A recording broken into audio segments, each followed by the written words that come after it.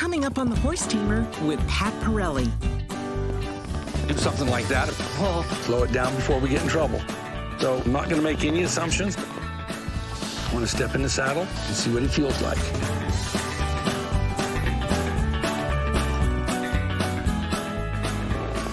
Yeah, that's a little different. I'm Pat Pirelli, and I have loved horses for as long as I can remember. We don't want our horses to be afraid. Since 1982, I've been sharing my knowledge to make the world a better place for horses and the humans that love them. My name is Pat Pirelli. Remember, keep it natural. But you can call me the Horse Tamer.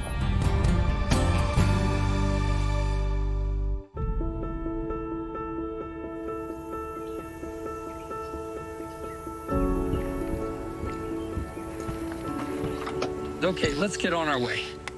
Pat is on his way to meet Milo, a 6-year-old Dutch warm blood that has been with his owner, Mary, for 3 years. Mary is a passionate dressage rider and was told that although Milo was not highly trained, he was rideable and he was talented. But she quickly learned that Milo had more challenges than she realized. Mary discovered that Milo is indeed a very smart, very well-bred horse, but he is extremely sensitive to his environment and prone to unpredictable mood swings.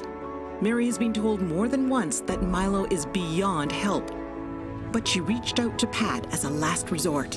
If Mary and Milo are to have a future together, Milo needs to have a breakthrough today. Well, this looks like the place. Let me get Mary on the phone.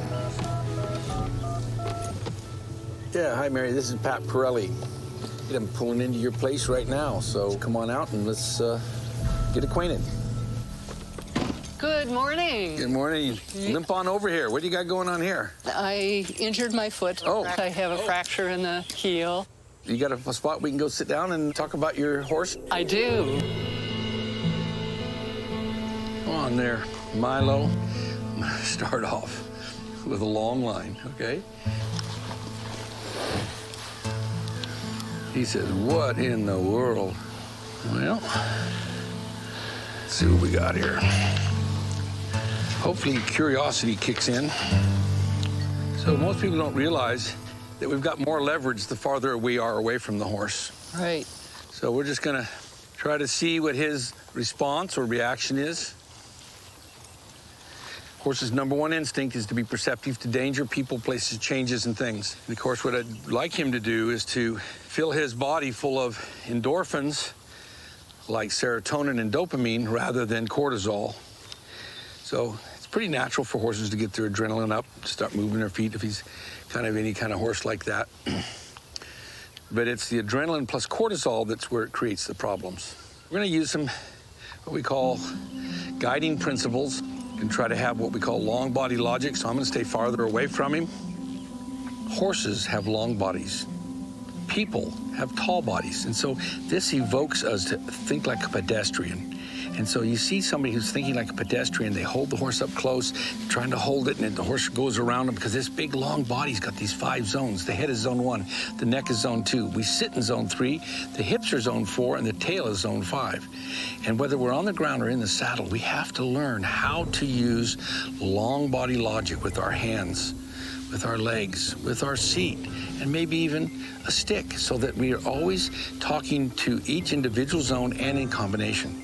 This is what brings out the real natural magic with people who are really good with horses, long body logic.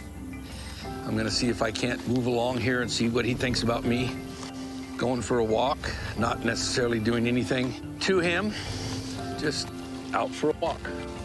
So I'm gonna walk between the barrels and this blue tarp first, then I'll go between the tarp and the fence. He looked at it out of his right eye, so let's see what we got here. Now we'll see if he'll look at it out of his left eye. I'm gonna try to get near the fence so he can do something like that if he had to. Oh. That was probably better that I was over here than over there, see? Oh, yeah. So looking it out of a different eye was kind of interesting. I'm not asking him to do anything right now. I'm just allowing him to do whatever he thinks he's got to do. I'm gonna have a seat right here. Now, there we go. What we want to do is we want to be able to allow a horse to gain confidence so that curiosity will kick in. So like even right here, just hurry up and wait. He's sitting here going, we got cameras, we got people, we got all kinds of things here I've never seen before. And I'm just sitting here. All I did is ask for this much, he gave me that much. In other words, he'd probably do a lot on his own as far as the forward's concerned. But we have to have deceleration as well as acceleration. What a lot of people don't realize is that we've got to teach our horses to learn to decelerate. And again, a lot of people think they've got to chase a horse around. That's nice. I like that. See, he's got coming back in mind. I call that the boomerang game, all right? Now, what we got to do is we got to test some of these things here and see how he responds or reacts under pressure. So what we're going to do is lengthen our body here. Put this butterfly way out a long way away from us here, all right? I'm going to put a feel on that rope that says go that way, and then some energy. Some more energy. And they're just like computers. They may never do what we want, but they'll always do what we tell them to do. So I'm just working on breaking the pattern of just going. So let's see if we can go sideways. Okay. All right, so I'm gonna see if I can ask him to go sideways by asking, I'm gonna put the stick behind his withers here, all right? So let's see what we got here, a little more, a little more. I gotta ask you a question, does he ever pull back when you tie him? Yes. He does? Yes. Horses that pull back are usually horses that buck. Oh. You see, horses are born skeptics, cowards, claustrophobics, and panicaholics. So right here, I'm holding on to him, putting some stimulation, and for the most part, he's not wanting to come forward. He's thinking, no, I'm gonna lean back. Right. And when that girth goes around this area right here, that's what a lot of horses are bothered by. So what we want to do is kind of get to know our horses. So just typically speaking, horses that pull back will be bothered by the cinch and vice versa. Okay? Now I'm gonna set this up. This stick is gonna come down right on the other side of this blue tarp here. Okay? Oh, yeah. That's where I'm putting him in a stress test here. What I liked about what just happened there, the curiosity kicked in pretty good, pretty quick. Yeah. That's what we want. Hurry up and get curious. Hurry up and relax. See how I'm not pulling him on there? I'm kind of driving him over there. Right. Trying to use this herding stick to say, go right, go to your left, go to your right, go to your left. Now come forward. Oh, that thing jumped up and came toward him, but attaboy. Good. Right.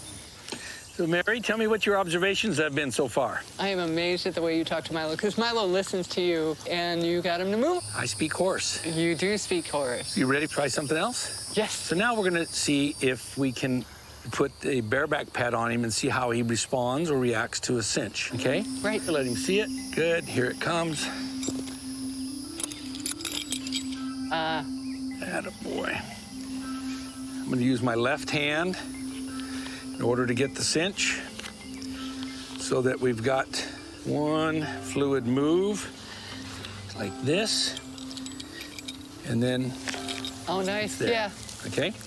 If I use my right hand and he jumped, he'd hit me in the head, knock me on my rear end, okay? And then maybe kick me on the way by. So by using our left hand on this side, if something would happen, even if it was an accident, he'd push you into position. So lots of little things like that make a little difference that makes a difference. He's kicking at the flies there. Move him a few steps. And then I'll tighten it up from the other side. That seems to bother him, see? Yeah, it does. That's why I didn't put the Western saddle on. Some people go, oh, it's that Western saddle and the back cinch and all these things. And I said earlier, horses that pull back are easily bothered by the cinch. And that's what causes them to buck. Because when people get scared, what do? They look like a frog on a rocket. They go, ah! Right. And they grab a horse right there with their legs. Right. So prior and proper preparation is what prevents P-poor performance. I was in somebody's tack room in Australia one time, and I saw this sign that said, prior and proper preparation prevents P-poor performance. And I learned to say that. And I thought, that was pretty good. I like peas. My name's Pat Parelli. So then I came up with this little phrase ahead, and then I started adding on to it. And it turned out to be Pat Pirelli proudly presents his provocative and progressive program and the proclamation that prior and proper preparation prevents poor performance, particularly if polite and passive persistence is practiced in the proper precision. This perspective takes patience from process to product, from principle to purpose. And the promise that Pat plans to prove is that practice doesn't make perfect. Only perfect practice makes perfect, but all practice makes permanent. And isn't it peculiar these poor prey animals perceive us people as predators and not partners prior to the Pirelli program? So, alliteration to its nth degree. Tighten it up a little more on this side here, push down here a little more. I can tell just the way he's breathing, he's bothered by that a little bit, okay? So I found a skeleton. Accept the human, accept the saddle, accept the rider, and then accept the guider, okay? Right. So horses that have these challenges are not fully tame. It's not even training. We got to tame, foundation, then training. Training is the icing on the cake, okay? He's got to let us into the bakery first. Right. All right. I'm going to walk backwards, and I'm going to offer it here. I'm not going to try to touch him. I'll let him touch it. Okay? Not me touching him. He touched it. Right. You notice how I don't move my feet very much? No, you don't. No. These boots aren't made for walking. I want him to follow that feel, steady pressure, rhythmic pressure. I'm trying to influence him. Okay? Not bad. I like that. Good, Bob. Good job. Yeah, I saw that. Now, I'm going to stick this over here. He's going to carry this on that right side because that seemed to be the side that bothered him the most. It is. You know what I mean? I'm going to put that there like that, carry that around in a circle here. So we're going to tighten that cinch up a little more now. Now let's see what we got. See what I mean? That's about where a rider's head is. Right. And I wouldn't turn him loose right now because that plastic bag would probably chase him right through that fence. Right. See what I mean? Yeah, so he would go. Let's put that jump rope in here. Let's see what we got. And he's really not thinking now. No. He's just reacting. Yeah. All that noise, that's just cortisol levels. That's a survival drug. Yeah. Now let's see if he can find a way to move and not be bothered. Attaboy. I'm not asking you to leave. Good. I'm gonna ask him to back up so he don't run over me. Let's see if we can ask him to leave. He goes, but that thing will chase me if I move. See how he's starting to think about maybe I'll just stand still. Yeah, he's thinking about you. That looks a little better, huh? He's not pulling on that line like he was there. That's better. Okay, before we put the Western saddle on, we're gonna try something that I heard that he's really maybe allergic to big green balls. Not the color, it's the size. He doesn't like the way they move. He's quite reactive with the ball. Keep coming. Now you're gonna go away from him, but slowly follow the fence. Look at that. Okay, slow it down, roll it toward me, over here, let me have it. If I try to get him to go to this ball too soon, or if I try to make the ball go to him, oh, we're out of here. But pretty soon, he can see it in a different way. This is what creates curiosity.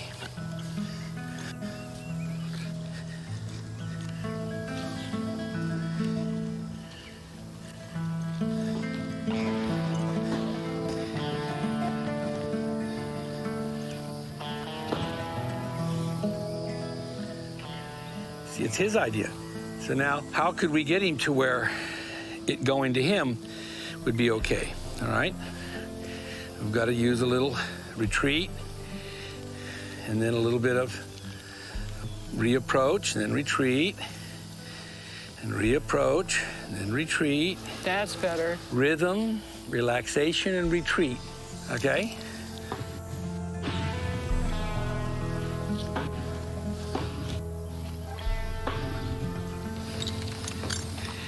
You think you'd have been seeing that 20 minutes ago? No. No.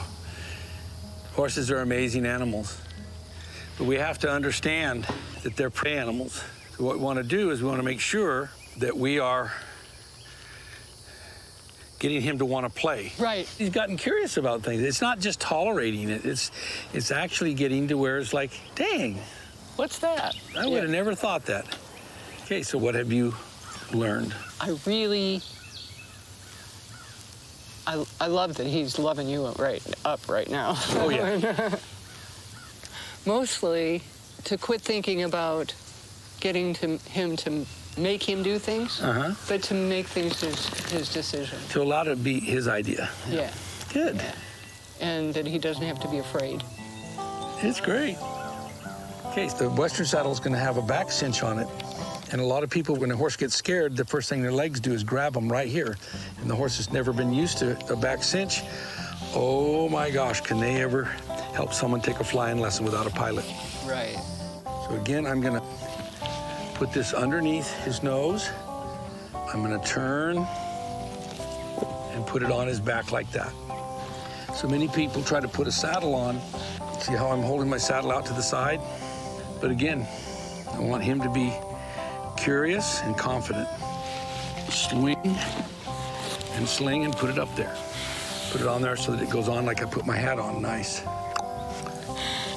I think that's very funny.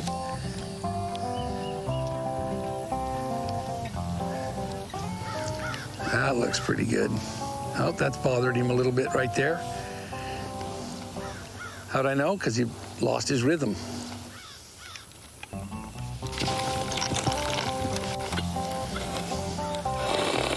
Yeah, that's a little different. Now I had to interrupt his pattern right there. Attaboy.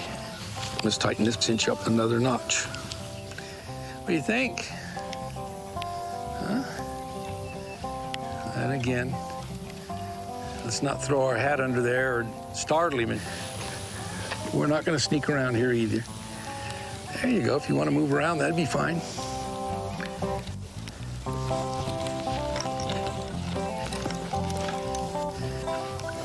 There we go.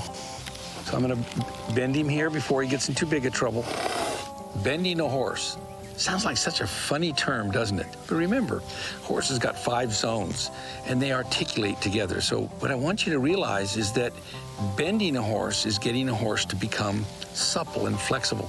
Bend them to the right, bend them left, whether you're on the ground or on the saddle. It's important that we can feel safe by controlling the horse's energy through time and space by bending.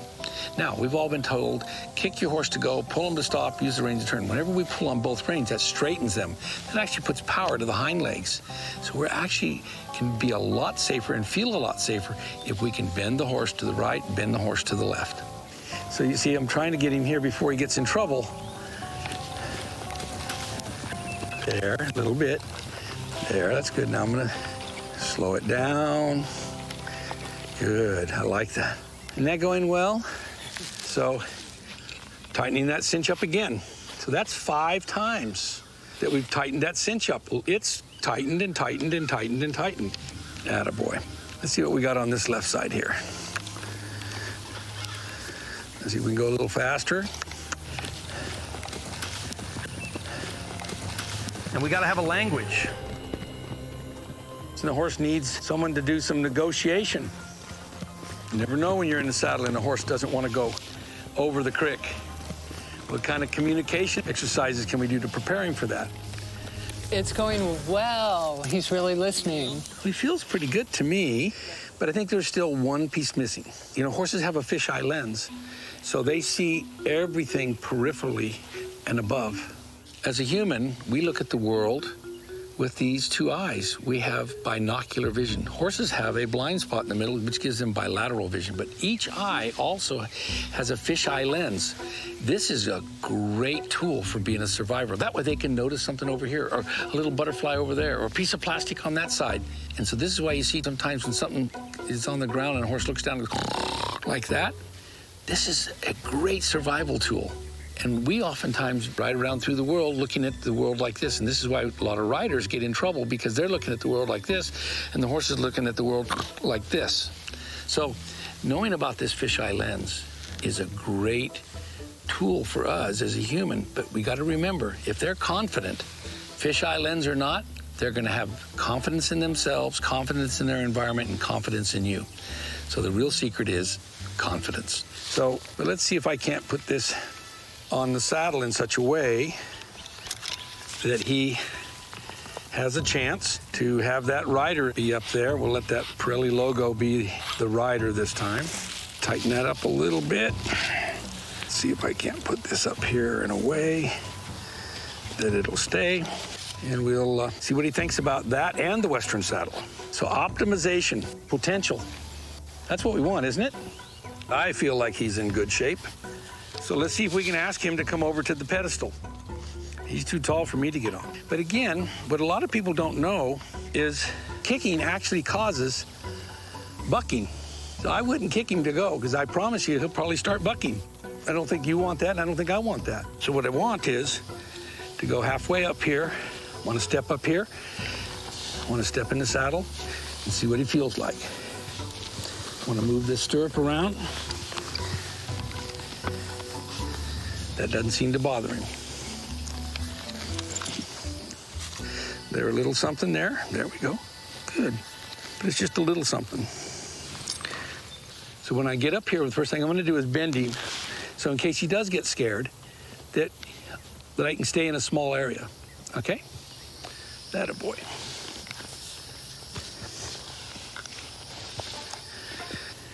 I'm not going to ask him to go forward. I'm going to ask him to move his hindquarters.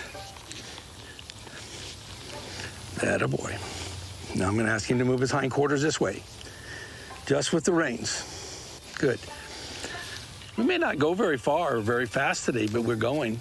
We have rhythm, we have relaxation, we have understanding. That a boy. That's it.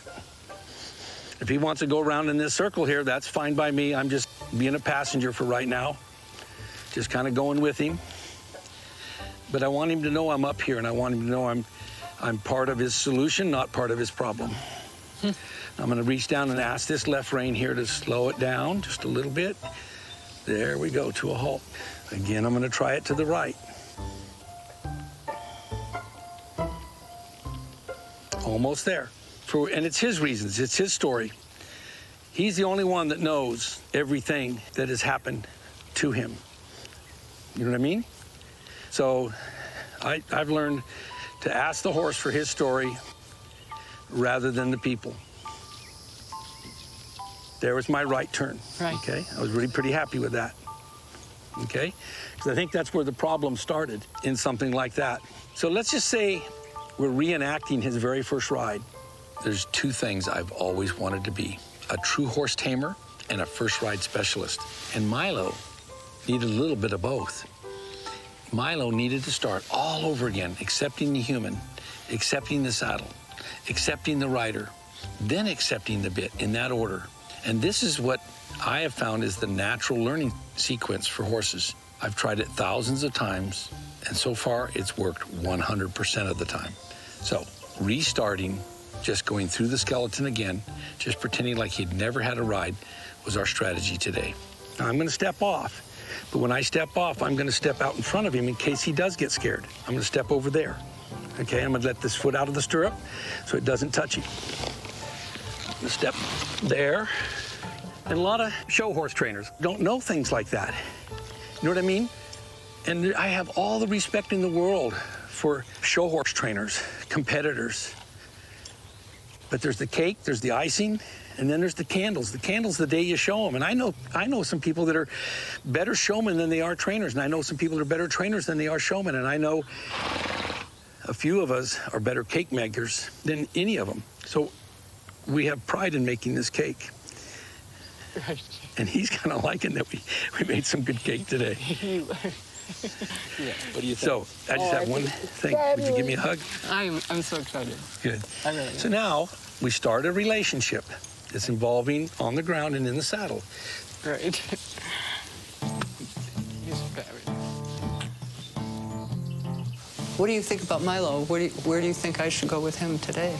Where to from here? From here. The prognosis to me is really good. So my evaluation is that he's a right brain on the cusp, extrovert and introvert, and he's in a spot where he runs inside of himself first, and then he runs outside. Extroverts move their feet. Introverts usually run away inside. Right brain horses are very instinctive. Left brain horses are like, hey, that looks like fun, or yeah, you and who else is going to make me do it? Well, he's not that at all. He's not left-brained at all. But he accepted the human, I thought, quite well. But it's definitely the saddle. That's where our biggest challenge is. And you know, the biggest surprise for me today was how quickly he accepted that flag with that Pirelli logo sticking up there above him. I'd have bet that would have uncorked him for good and big time. But it was the cinch. Just the cinch on that bareback pad is a big piece of the puzzle. So to me, now he needs a big foundation. So you can bring him over to our center. You've got this broken foot here, and I think you're more of an icing person than you are a cake builder, okay? So what I would suggest is that if he didn't leave here, let's just say he stayed here, that I would put a bareback pad on him every day and let him wear it around for 2 or 3 hours and let him lay on it and roll on it and just turn him out wherever he lives, and that's what every day. That's your new deal. That's what I would do. Oh. And then the next thing I'd do the same thing with the saddle. I'd get him to where he could run around the arena or run out in a pasture with one of our old saddles on that I wouldn't care if he laid on it or rolled on it. He wants to learn. He does. He wants to be your partner, but he doesn't know. And again, it's just as simple as the chemistry that they produce. And if they're producing cortisol all the time, if they think they're about to have a bad horse day, they're going to. But if they think, oh boy, this is fun, then all of a sudden all that learning juice, the serotonin, the dopamine, those kind of endorphins are going to come out, and they're going to look forward. So people go play with their horse on the ground, not work with their horse. And we need discipline, not the horse. I love what happened today. It was purely magical. You know, I have what I think I framed as a horse with serious behavior issues, but I feel like I have hope, and I feel like he has a future. That's a really good place to be. Super. Yeah. I feel the same.